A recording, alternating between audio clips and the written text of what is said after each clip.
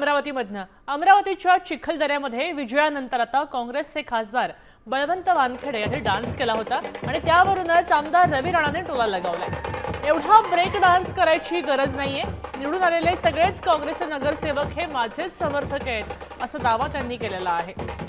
तर आता राणांनी बालिशपणा करू नये असं प्रत्युत्तर सुद्धा बळवंत वानखेडेंनी दिलेलं आहे।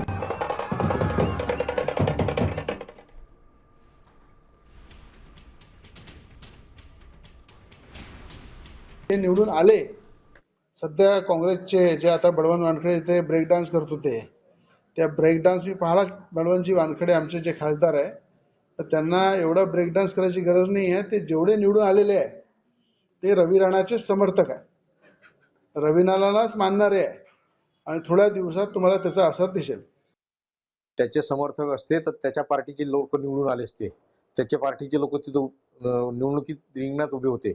एका सीटसाठी लोकांना आमिष दाखवलं, त्याच्यानंतर जनतेनं दाखवून दिलं की त्यांच्या एक थोबाडीत मारली की इथं काँग्रेस पक्षाचं काय आहे। काँग्रेस पक्षाचा नगराध्यक्ष तर आलाच आला, पण स्पष्ट बहुमत सुद्धा आलं। त्याच्यामुळे त्यांना ह्या गोष्टी करावं नाही आणि बालिशपणा नुसताच बालिशपणा करावं नाही।